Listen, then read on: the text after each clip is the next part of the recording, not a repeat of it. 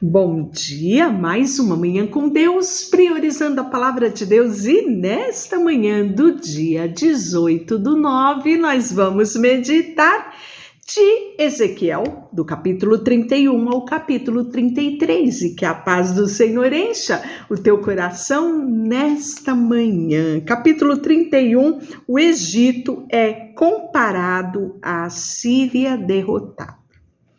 Em 21 de junho, no 11º ano do exílio do rei Joaquim, recebi esta mensagem do Senhor: filho do homem, transmita essa mensagem ao faraó, o rei do Egito, e a todas as suas multidões.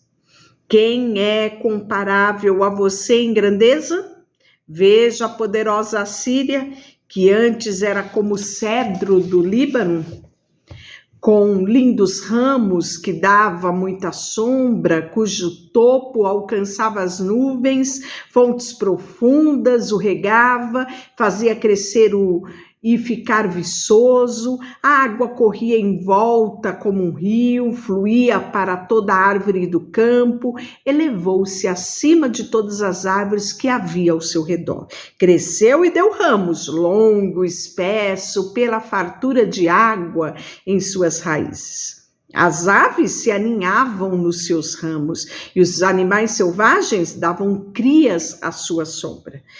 Todas as grandes nações do mundo viviam sob os seus galhos. Era forte e belo, com ramos amplos e se espalhavam, pois suas raízes eram profundas e chegavam às fontes das águas. Nenhum outro cedro no jardim de Deus se comparava a ele. Nenhum cipreste tinha ramos como os dele. Nenhum pântano tinha galho semelhante. Nenhuma árvore no jardim de Deus era tão bela quanto ele. Fiz esse cedro tão lindo e lhe dei folhagens magníficas, que era motivo de inveja de todas as árvores do Éden no jardim de Deus. Portanto, assim diz o Senhor soberano, porque o Egito se tornou orgulhoso, arrogante, se elevou tanto acima dos outros e seu topo chegou até as nuvens. Eu o entregarei a uma nação poderosa que lhe dará o que merece por sua maldade. Sim, eu já rejeitei um exército estrangeiro, o terror das nações o derrubou e o deixou caído no chão. Seus ramos estão espalhados entre os montes, os vales da terra. Todos que viviam à sombra foram embora e o deixou jogado. As aves que pousavam no seu tronco caído, os animais selvagens descansavam entre seus ramos, que nenhuma árvore de outra nação exulte com orgulho de sua prosperidade, ainda que seja mais alta que as nuvens e muito bem regada, pois todas estão condenadas a morrer e descer às profundezas da terra, cairão na cova, como todo o resto do mundo, né? Então, como a árvore, nós também somos assim, passageiros, não é?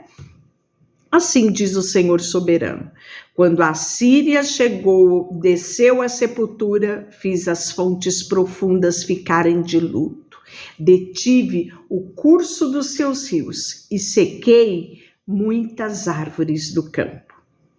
Fiz nações tremerem de medo ao som da sua queda, pois enviei para a sepultura junto com todos os que descem à cova. O Egito, versículo 18, o qual dessas árvores do Éden você se comparar na sua força e a sua glória, você também será lançado às profundezas junto com todas as nações e ficará caído no meio dos rejeitados, que morreram à espada. Esse será o destino de Faraó. As suas multidões, eu, Senhor, o soberano, o falei. né? Então aí vem mais advertências a Faraó no capítulo 32. Então sabe o que eu percebo? Como Deus é minucioso nas suas declarações, né? Não é somente o profeta Ezequiel que está falando a respeito disso. Nós já estamos ouvindo, né, essas profecias a respeito do Egito, de Faraó, da Babilônia, das outras nações, reiteradas vezes. Hoje também é assim. Muitas vezes estamos insensíveis à voz de Deus, mas que Ele fala, e reiteradas vezes. Em 3 de março do 12º ano do exílio do rei Joaquim, recebi a mensagem do Senhor, filho do homem: lamente pelo Faraó, rei do Egito, e transmita-lhe esta mensagem. Você se considera leão forte entre as nações, mas na verdade é um monstro marinho que contorce em seus rios e revolve lama com os pés. Portanto, assim diz o Senhor, o Deus soberano: enviarei muitos povos para apanhá-lo em minha rede e arrastá-lo para fora da água. Eu deixarei jogado no chão, todas as aves do céu pousarão sobre você, os animais selvagens e toda a terra devorarão até se fartar. Espalharei a carne pelos montes e encherei os vales com seus ossos, encharcarei a terra com o seu sangue e eles correrão pelos montes, até os montes encherão desfiladeiros até a borda. Quando eu exterminá-lo, cobrirei os céus e escurecerei as estrelas, tamparei o sol com uma nuvem e a lua não dará mais luz. E ele continua: perturbarei o coração de muitos quando levar a notícia de sua destruição. Sim, causarei espanto entre muitas terras, os reis ficarão aterrorizados em saber de seu destino e temerão de medo quando eu agitar a minha espada diante deles no dia da sua queda. Porém, assim diz o Senhor soberano: a espada do rei da Babilônia virá contra você. Exterminarei suas multidões com espada de poderosos guerreiros. Né? E aí ele continua falando, né? Nunca mais nem pessoas nem animais levantarão lama daquelas águas com os seus pés. Então farei as águas do rio do Egito se acalmem e elas fluirão suavemente como azeite, diz o Senhor soberano. Quando eu destruir o Egito, despojá-lo-ei de todos os seus bens e abater todo o seu povo, vocês saberão que eu sou o Senhor. Sim, este é o canto fúnebre que entoarão sobre o Egito e que as nações lamentarão pelo Egito e por suas multidões. Eu, Senhor soberano, assim o falei, né? E ele vai dar continuidade, né? Falando que em 17 de março, no 10º ano, recebi a mensagem do Senhor, filho do homem: lamente pelas multidões do Egito e pelas outras nações poderosas, pois eu as enviarei às profundezas da terra junto com aqueles que descem a cova, né? Então aqui a morte de muitos. O Egito, acaso você é mais belo que as outras nações?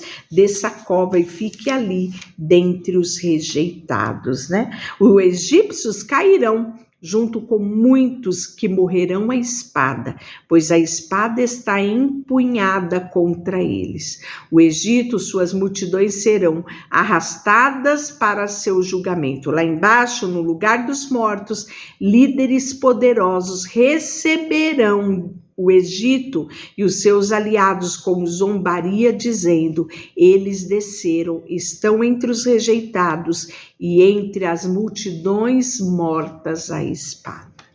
Né? Também você, Egito, versículo 28, ficará ali esmagado entre os rejeitados todos os mortos à espada.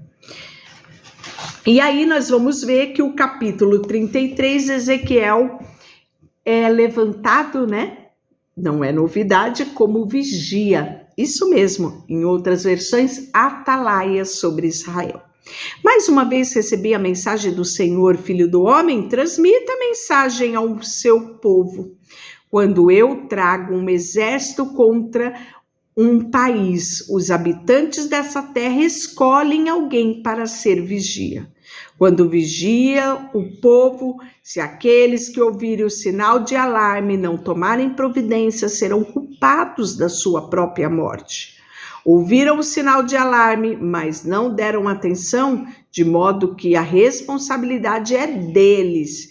Se tivessem dado atenção às advertências, teriam salvado sua vida. Se, contudo, o vigia vê o inimigo, não dá sinal de alarme para advertir o povo, ele é responsável. Eles morrerão em seus pecados, mas considerarei o vigia responsável pela morte deles, né? E aqui, nesse capítulo 33, né, nós somos realmente advertidos quanto à nossa mudez, né?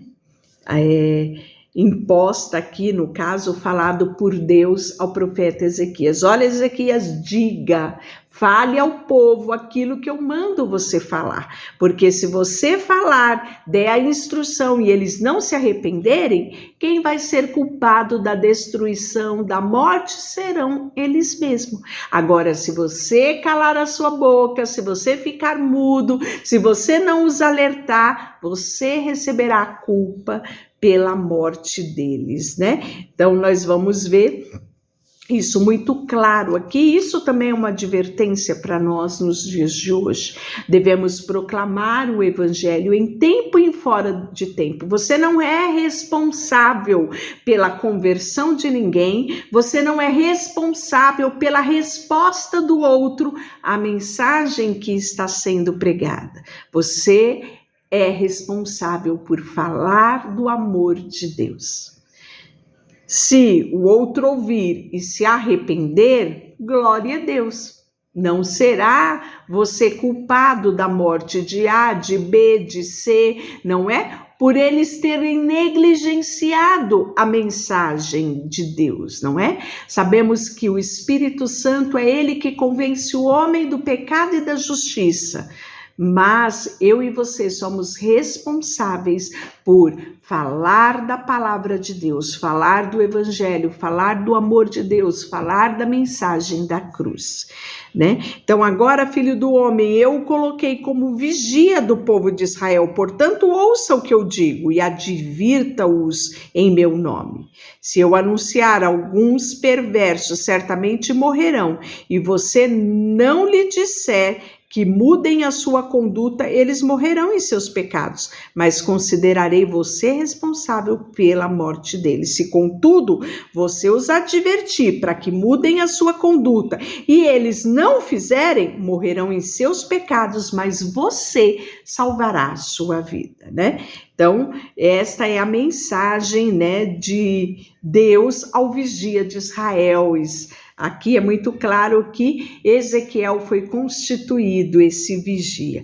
E a queda de Jerusalém é explicada aqui a partir do versículo 21. Em 8 de janeiro, no 10º ano do nosso exílio, um sobrevivente de Jerusalém veio a mim e disse: a cidade caiu. Na noite anterior, a mão do Senhor tinha vindo sobre mim e me restaurado a voz. Por isso consegui falar quando o homem chegou na manhã seguinte. Então recebi a mensagem do Senhor: filho do homem, os remanescentes de Israel, que vive espalhado entre as cidades arruinadas ainda, dizendo: Abraão era um só. No entanto, veio a possuir toda a terra. Nós somos muitos, certamente a terra nos foi dada como propriedade. Portanto, digo-lhes, assim diz o Senhor soberano: vocês comem a carne com sangue, adoram a ídolos, assassinam inocentes, acredita mesmo que a terra deve ser sua? Assassinos, idólatras, adúlteros, acaso deveria possuir a terra? Diga-lhes, assim diz o Senhor, o soberano, tão certo como eu vivo, e os que vivem nas ruínas morrerão à espada, e os que vivem nos Campos abertos serão devorados por animais selvagens, que eu enviarei, e os que estão escondidos em fortalezas e em caverna morrerão de doença, destruição, e destruirei completamente a terra e arrastarei o orgulho do seu poder. Os montes de Israel ficarão desolados e ninguém passará por eles quando eu tiver destruído a terra completamente por causa dos seus pecados detestáveis. Eles saberão que eu sou o Senhor. Deixa eu orar por você. Senhor, nesta manhã, colocamos diante de Ti o nosso coração, a nossa vida. Queremos ter um coração sensível à Tua voz, disposto sempre a nos arrependermos e obedecer aos Teus mandamentos. Colocamos diante de Ti tudo o que temos e somos. Em nome de Jesus, amém. Deus te abençoe.